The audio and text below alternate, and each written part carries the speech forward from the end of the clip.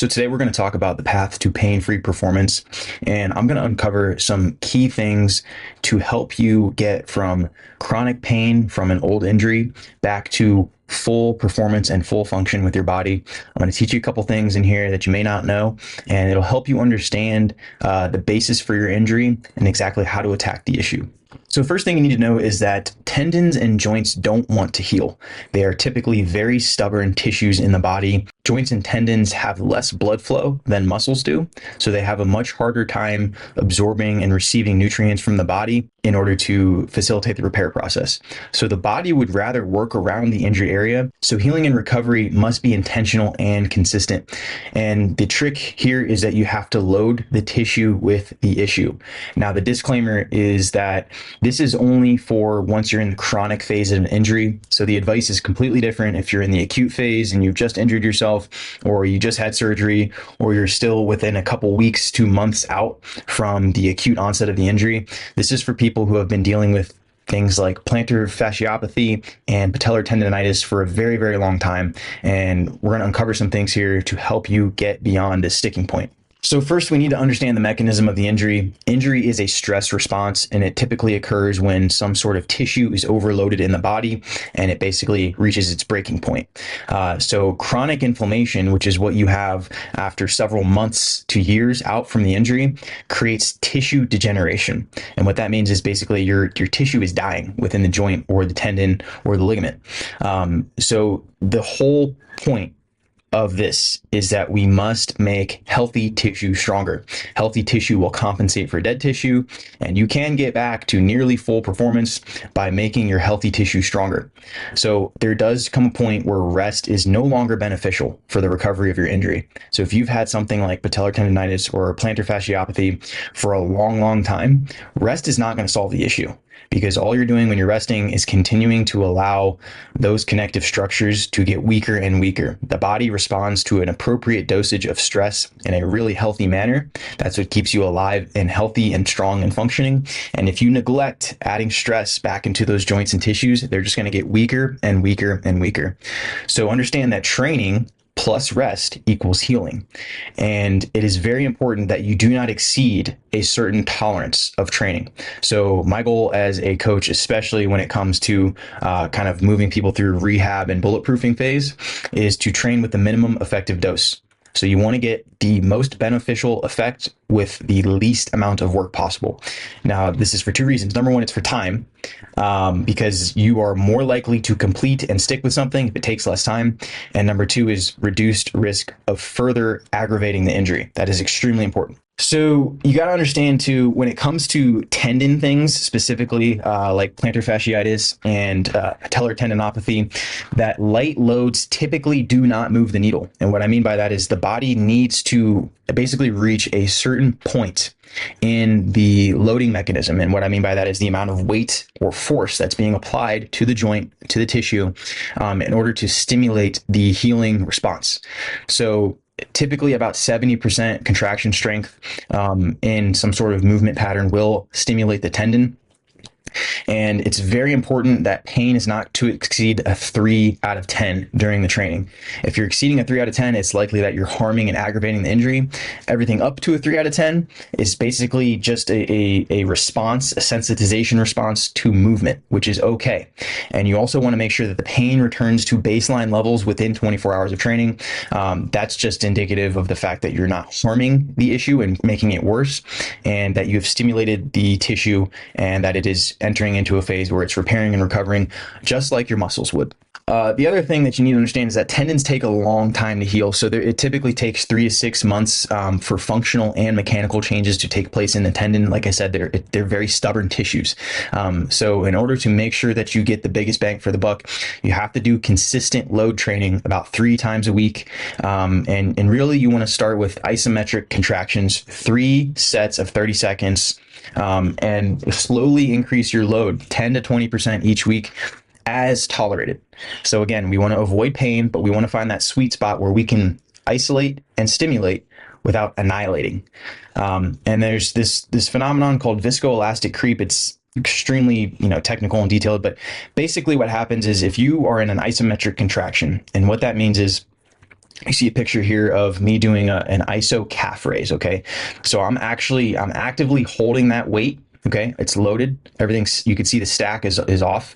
So I'm holding the weight. I'm standing on one foot and I am not moving. There is no eccentric or concentric movement. I'm basically holding a dorsiflexion at 90 degrees, a slight bend in the knee, glute is contracted, core is engaged. I'm breathing deeply. And this is the muscle over time during this contraction will start to shorten and the tendon will start to lengthen. And that is viscoelastic creep. So once that starts to happen, that's where the tendon gets stimulated. And it basically is saying, okay, now I'm responsible for holding this load, and therefore I am going to adapt to this stress. So we want to make sure that we have an effective dosage in order to stimulate the tendon, which will increase collagen synthesis. Collagen is the main protein that makes up most of your connective tissue in the body, especially tendons, and it stimulates a healing response. So tendons take a long time, and you have to be very, very rudimentary about how you go about healing your tendon through load training. So a great track coach once said, don't plant beans and expect to grow corn. And what that means is don't do one thing and expect an unrelated result. So in order to get pain-free, we must get stronger. And in order to get stronger, we must train pain-free.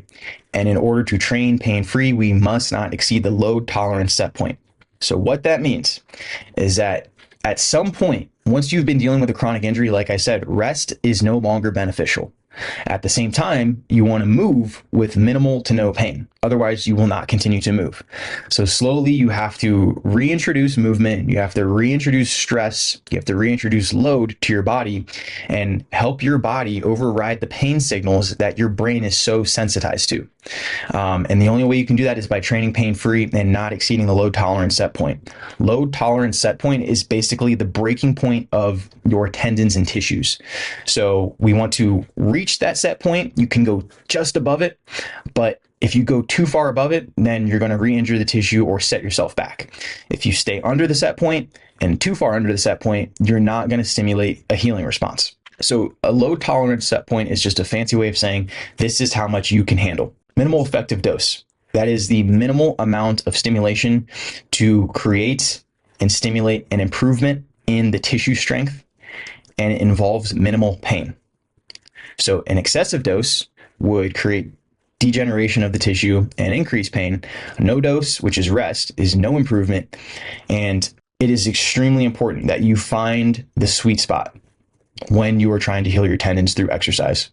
So minimal effective dose, enough to stimulate, not too much because we don't want to annihilate.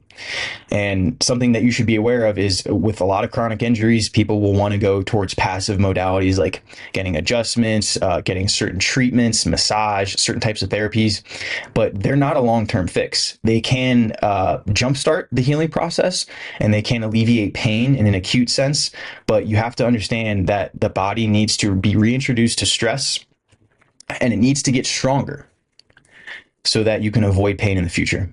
And the whole idea here is that we're not just trying to limit the pain and reduce the pain. We're trying to actually get stronger so we can get back to fully functioning bodies, fully functioning joints. So the only way out with a lot of injuries is through. And I've had personal experience with this, tearing my ACL. I've had patellar tendonitis. I've had plantar fasciitis. I've had Osgood-Schlatter's. I've had dislocated shoulder. I've had a slip disc. I've had a hairline fracture in my ankle. I've had a lot of injuries, and really the only mentality that's going to save you is going through the pain, going through the treatment, going through the therapy. Now, that doesn't mean that you need to be bullheaded and aggressively attack your injuries when you're in the acute healing phase. But when it comes to long-term chronic issues, you really have to take responsibility for what's going on inside your body, strive to understand the mechanisms and the root causes, and then start to address them in a very religious and practical manner. You can get back to full performance, but you just have to have proper guidance, and you have to educate yourself, and you have to stick with it and trust the process. I think a lot of people abandon the healing and recovery process because they're impatient, and it takes a long time. But with consistency and the right amount of effort, you can definitely get back to full performance. So this is from a physical therapist, and this is common knowledge basically for anybody in the exercise science world. But my mantra at Athlete OS is, I rarely get people, I rarely get guys or athletes who are completely pain free and have never had any injury history.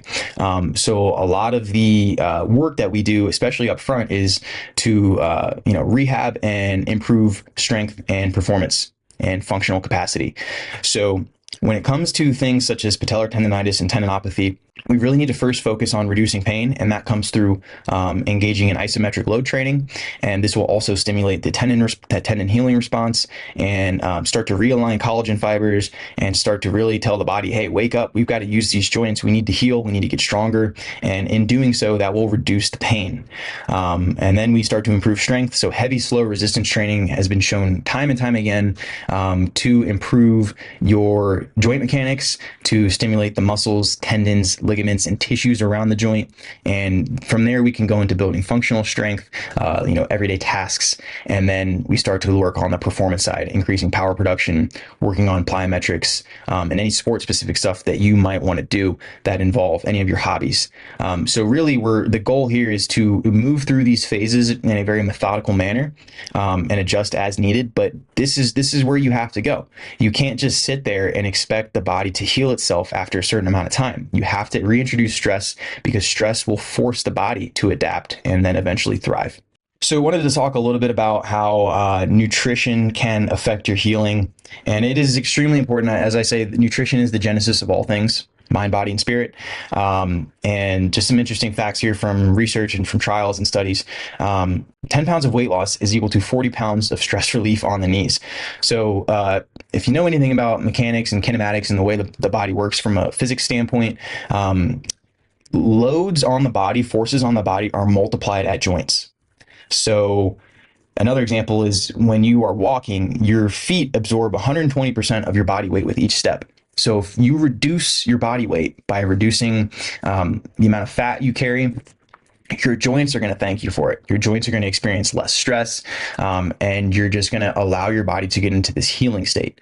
Another really important factor is that you are consuming a low inflammation diet. So most people with chronic injuries, it's kind of twofold.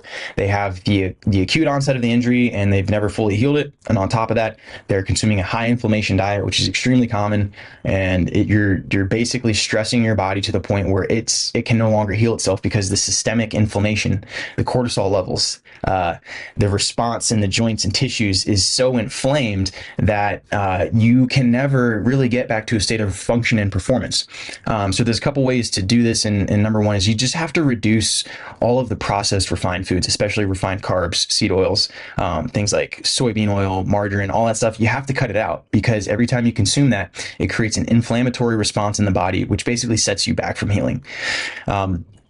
Increasing omega-3. So, having something like salmon is really important, because it's going to basically promote an anti-inflammatory response in the body. Omega-3s are very important for doing that.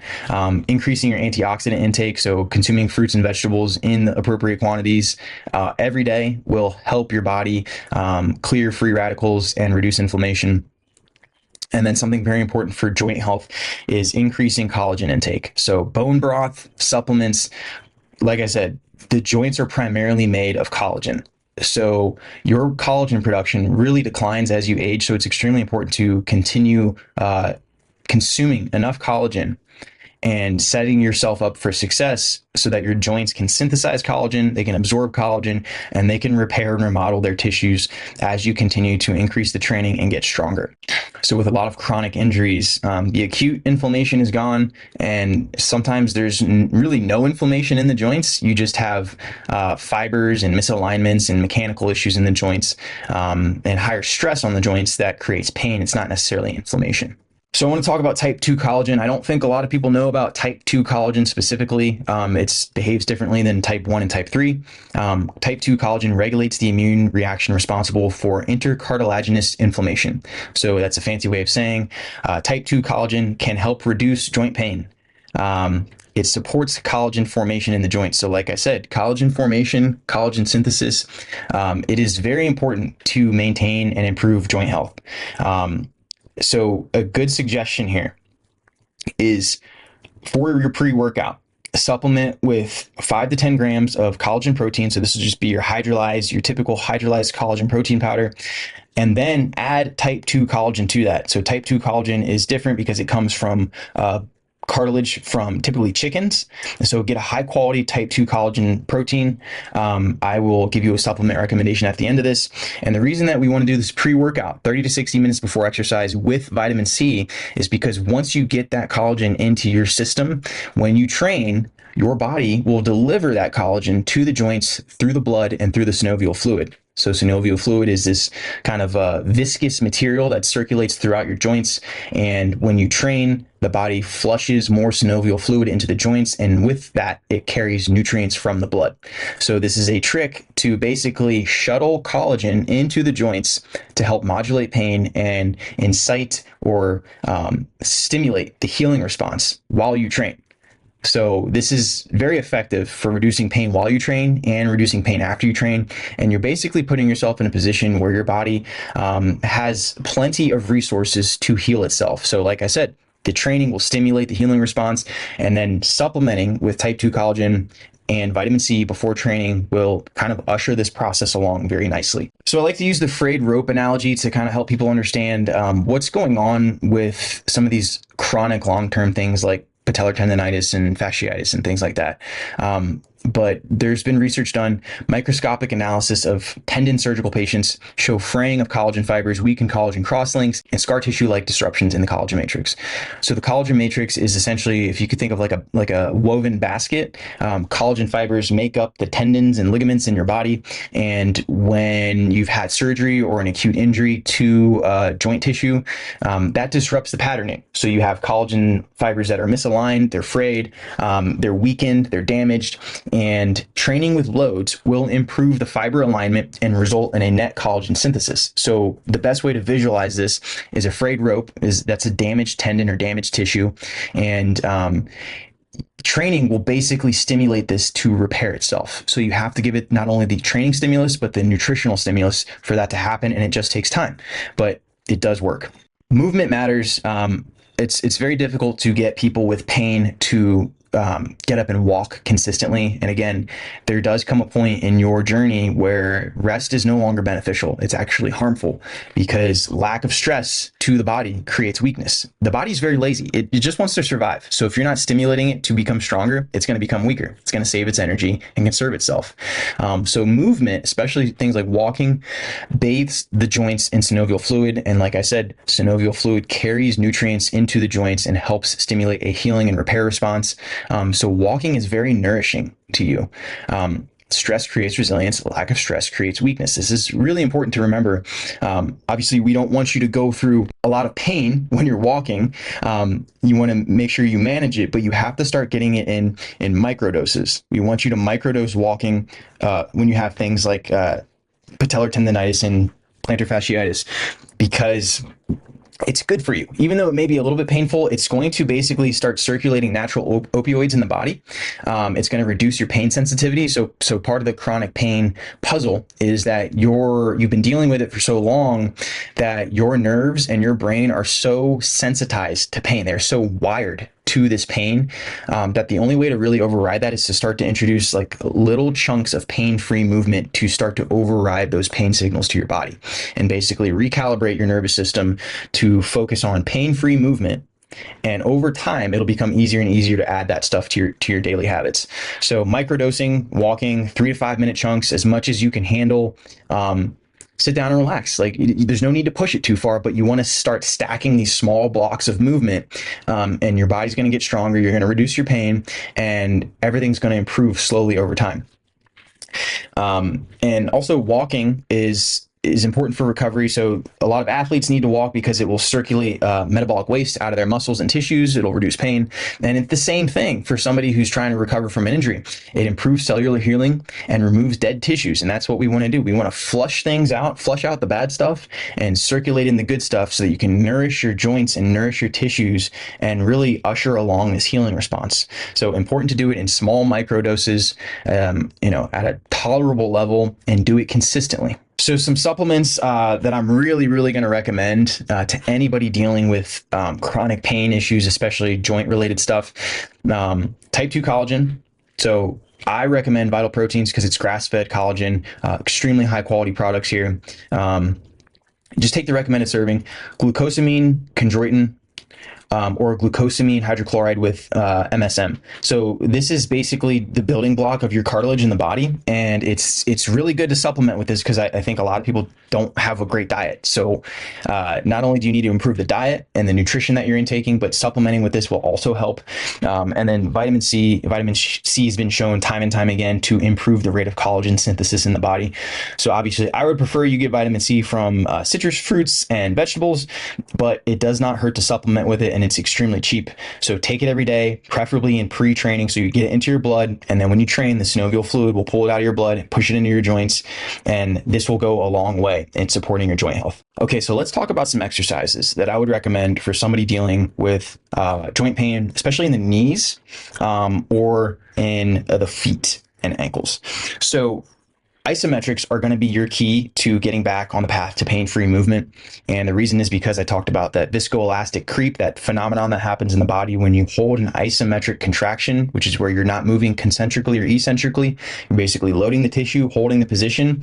The muscle will shorten, the tendon will lengthen, and that'll stimulate a healing response. That'll also help remodel the tendon tissue.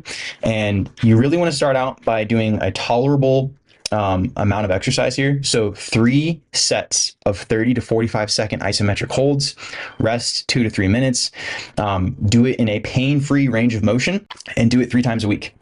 No more than a 3 out of 10 on the pain scale, because that indicates, hey, we're not really aggravating the issue, but we are loading the tissue, and that's what we want to get. So breathe deeply during this exercise, hold the position. Obviously, you don't want to be wincing and in pain, and find a depth that's appropriate for you. So this will really help isolate that patellar tendon, stimulate that healing response, and help you get stronger over time.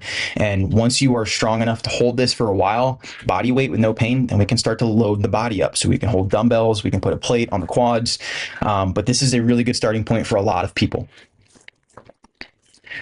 Another one that really targets that patellar tendon in the anterior portion of the knee is a leg extension iso. So you can see here, I'm slowly lifting the weight, and then I'm holding a position that's comfortable for me. You do not want to lock your knee out because that just eliminates the isolation of the patellar tendon.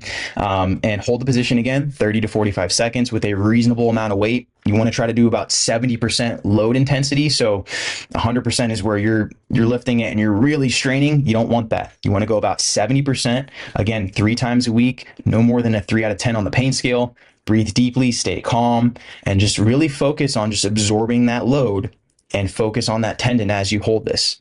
Next one, this will work well for anybody with like Achilles or plantar fasciitis. Those kinds of injuries, those kinds of chronic pain issues are really, at the end of the day, it comes down to, hey, if you've been dealing with this for years and years, then at this point, your tissues in that region of the body surrounding the foot and ankle are very, very weak. So anything you try to do is going to be tough. And the best way to address this from a loaded standpoint is to do a single leg calf iso. And the way that I like to do these is to basically get on the standing calf raise machine if you have one of these. If you don't, grab a pair of dumbbells and get on the steps or something like that. But you want to basically load yourself up on the forefoot. Okay. You want to have a slight bend in the knee, and you want to have about a 90-degree dorsiflexion in the ankle. So that's stimulate. You can see the calf is stimulated, the Achilles is stimulated, the foot is working to hold myself up. Again, 30 to 45 second holds on each side, about a 70% load intensity. Don't go too heavy. You need to go just heavy enough to be able to hold it for 30 to 45 seconds. No more than a 3 out of 10 on the pain scale. Breathe deeply, rinse and repeat. Make sure you rest 2 minutes in between, but hit each side. Another one that will help support knee health. This is not directly loading the patellar tendon, but hamstring strength and the posterior chain has a lot to do with reducing pain on the knee. So this is a long lever hamstring iso hold. You can see I'm basically in a bridge position here. My knees are bent about 90 degree. That foot that's on the ground, that's a 90-degree bend. To make these more difficult, you can lessen the angle. So you can go, 60 degrees, 30 degrees, but just for a starting point for most people, this is going to be plenty. You're going into a bridge position, core is braced, quads are aligned with each other, and then you're just extending one leg and you're putting the load on the other. And you want to hold that steady 30 to 45 seconds, rest 2 minutes, 3 times a week, no more than 3 out of 10 on the pain scale. Breathe deeply. And this will really help start to strengthen the ligaments and tendons around the knee. And it should improve your ability to do things like walking and moving around more pain-free. Another one that's become very popular in recent years is retro walking. So retro walking is really great because it gets you into full body locomotion, and it focuses on the front side mechanics. So we're talking about quads, we're talking about knee extension and knee flexion, we're talking about learning how to push a load through the tips of the toes all the way through the back of the foot. So you're really getting the body in a very active state of movement while targeting the knees in a locomotive type fashion. So it's a really good way to start to introduce yourself back into walking. And there's a famous saying that 100 steps backwards is worth 1,000 steps forward. And this is because we're really basically stimulating a response in the body that's going to make those tissues in the knee stronger. So you can do this with a sled. You can do this if you have one of these arc trainers at your gym. You can actually adjust the resistance, hold on to some straps. Take it nice and slow. Make sure you focus on contracting through the quads, extending through the knee, going through full range of motion, and really try to make sure that you do this for 3 sets of 2 minutes, 2 minutes rest, 3 times a week, no more than a 3 out of 10 on the pain scale, and contract through the quads. So don't go through the motions on this exercise. Really focus on the movement and execute it properly, and you'll get better at this over time. All right, so that's it. That's my quick crash course on how to heal things like tendinopathy, especially in the knees and in the foot or ankle. Make sure that you follow these things, and make sure that you start to microdose with your walking, and make sure that you supplement your body with collagen, vitamin C, glucosamine, and just be patient with yourself, because these things will heal over time, but this is a way to stimulate that healing response without overdoing it. And be gentle on yourself, be careful with yourself, and trust your body. It will do what it needs to do once you give it the stimulus.